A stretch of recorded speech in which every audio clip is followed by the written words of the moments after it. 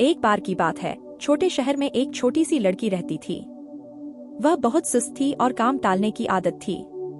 उसने हमेशा अपने अत्यावश्यक काम और कार्यों को देर किया, पढ़ाई और अन्य जीवन के पहलुओं में अपने साथियों के मुकाबले पिछड़ गई। उसके परिवार और शिक्षकों ने उसे कई बार अपने समय का महत्व मानने की सलाह दी थी, लेकिन उसने उनकी सलाह को ध्यान में नहीं रखा। उसे अपने भविष्य की चिंता नहीं थी और वह अपना समय बेकार कर रही थी। एक दिन उनके शहर में एक बुद्धिमान बूढ़ा आया। उसकी बुद्धिमत्ता और जागरूकता के लिए प्रसिद्ध कई लोग उससे सीखने की इच्छा रखते थे। छोटी सी लड़की ने अपने साथियों को हर पहलू में पार करने की आशा में उसकी मार्गदर्शन की इच्छा की। उसने उस जगह पर पहुंचा जहां बुद्धिमान बूढ़ा ठहरा हुआ था और अपनी बारी का इंतजार किया। जब उसकी बारी आई तो वह बुद्धिमान बूढ़े को नमस्कार करते हुए बोली, कृपया मेरी मदद करें। मैं जीवन में एक असफल हूँ। मेरे दोस्तों, सहकर्मियों और समकालीनों के मुकाबले हर क्षेत्र में पिछड़ गई हूँ। मैं उन सभी को पार करना चाहती हूँ और सबसे बेहतर बनना चाहती हूँ। कृपया मुझे बताएं कि ऐसा कैसे करें। बुद्धिमान बूढ़ा छोटी सी लड़की को दया भाव से देखते हुए बोले, मेरी बच्ची, तुम अपने समय की कद्र नहीं करती हो। तुम अपने समय को टालती हो और अपने कीमती पलों को बर्बाद करती हो, जो तुम कभी वापस नहीं पा सकती। चलो, मैं तुम्हें एक कहानी सुनाता हूँ जिससे तुम समय के मूल्य को समझ पाओगी। छोटी सी लड़की उत्सुकता से सिर हिलाती हुई बुद्धिमान बूढ़े की कहानी सुनती रही। बुद्धिमान बूढ़ा जारी रखते हुए बोले, एक समय की बात है, एक राजा था जो बहुत उदार और दयालु था। वह अपने लोगों से बहुत प्यार करता था और हमेशा उनकी जरूरतों में सहायता करता था। एक दिन उसने अपने पुराने सहपाठी से मिला जो उसके साथ गुरुकुल में पढ़ाई की थी। सहपाठी बहुत सुस्त और गरीब था। उसके पास कोई नौकरी नहीं थी, कोई पैसा नहीं था और कोई सम्मान नहीं था। वह हमेशा अपने भाग्य की शिकायत करता था और अपनी समस्याओं के लिए दूसरों को दोष देता था। राजा ने अपने सहपाठी को पहचान लिया और उसके लिए दुखी महसूस किया। उसने उससे उसके जीवन और समस्याओं के बारे में पूछा। सहपाठी उदासीनता से बोला, ओ राजा, मुझे नहीं पता कि लोग मुझे क्यों कहते हैं कि मैं कुछ नहीं कर सकता। जब मैं नौकरी के लिए जाता हूँ तो सब मुझे मना कर देते हैं। मेरे दुश्मनों ने सभी को बता दिया है कि मैं कभी समय पर कोई काम नहीं करता। मुझे समझ नहीं आता कि मुझे क्या करना चाहिए। राजा ने कहा, चलो हम एक सौदा करते हैं। सूर्यास्त से पहले तुम मेरे खजाने में आओ और जितना सोना और मणियां हो सके उतना संग्रह करो। सब कुछ तुम्हारा होगा। सहपाठी बहुत खुश हो गया और राजा को धन्यवाद दिया।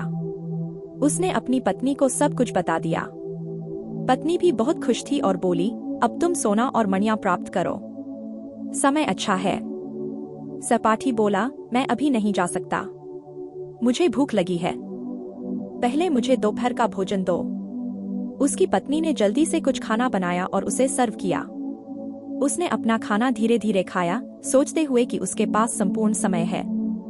खाना खाने के बाद उसे नींद आ गई और बोला, मैं थोड़ी देर के लिए सो लूं। जब मैं उठूंगा तो मैं खजाने जाऊंगा। उसने अपनी पलंग पर लेट गया और अपनी आंखें बंद कर ली। उसने सोचा कि वह थोड़ी देर के लिए सोएगा, लेकिन उसने 2 घंटे तक सो लिया। जब उसने आंखें खोली तो उसे दिन की देर समझ में आई। उसने कुछ बोरियों को उठाया और राजा के खजाने की ओर बढ़ा। रास्ते में सूर्य प्रकाशित हो रहा था और उसे गर्मी महसूस हो रही थी। उसने सोचा, मैं थोड़ी देर आराम करूं और फिर आगे बढ़ जाऊं। वह एक पेड़ के नीचे बैठ गया। हल्की सी हवा चल रही थी और वातावरण सुहावना था। जैसे ही उसने आराम के लिए बैठने का निश्चित किया, वह फिर सो गया। उसने और 4 घंटे सोते हुए बिताए। जब उसने आंखें खोली तो देखा कि शाम का समय नजदीक आ रहा था और सूर्य अस्त हो रहा था। उसने जल्दी में उठकर महसूस किया और महल की ओर दौड़ने लगा। कुछ समय बाद उसने अंततः महल तक पहुंचा, लेकिन बहुत देर हो चुकी थी। सूर्य अस्त हो गया था और महल के दरवाजे बंद हो चुके थे। वह खड़ा होकर निराश था। उसने अपना समय की मूल्य को महसूस नहीं किया था और अमीर होने का मौका चूक गया था। बुद्धिमान बूढ़ा कहानी को समाप्त किया और छोटी सी लड़की बेबस हो गई। उसने अपनी गलती को समझा और शर्मिंदा महसूस किया। उसने बुद्धिमान बूढ़े को उसके मार्गदर्शन के लिए धन्यवाद किया और अपने रास्ते को बदलने का व्रत लिया। उसने समझ लिया कि समय की मूल्यवान है और इसे बर्बाद नहीं करना चाहिए। वह घर वापस आई और अपने लक्ष्यों पर कड़ी मेहनत करने लगी। उसने काम को टालना बंद किया और अधिक उत्पादक और सफल बन गई। वह भी अधिक खुश और अधिक अपने दोस्तों और परिवार द्वारा सम्मानित हो गई।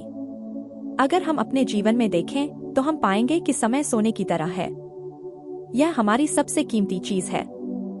हमारे जीवन में केवल निश्चित समय होता है और हमें इसे बुद्धिमत्ता और उत्पादकता से उपयोग करना चाहिए।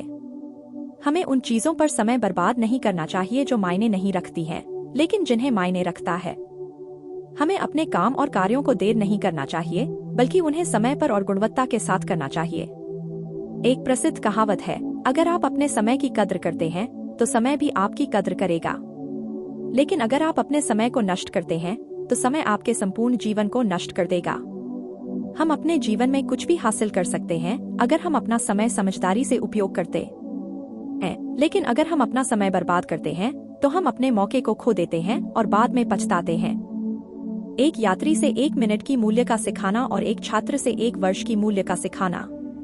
जो अपने समय की कद्र करते हैं वह अपने जीवन में कुछ भी प्राप्त कर सकते हैं, लेकिन जो अपने समय की कद्र नहीं करते वह अपने जीवन में असफल हो जाते हैं। अगर आप अपने जीवन में कुछ करना चाहते हैं तो कभी आलस्य न करें और अपने काम को टालें नहीं। अन्यथा एक दिन आप उस सुंदर महल तक पहुंचने के लिए समय से पहले पहुंचने का अवसर चूक जाएंगे। इसलिए हमेशा अपने समय का उपयोग समझदारी से करें।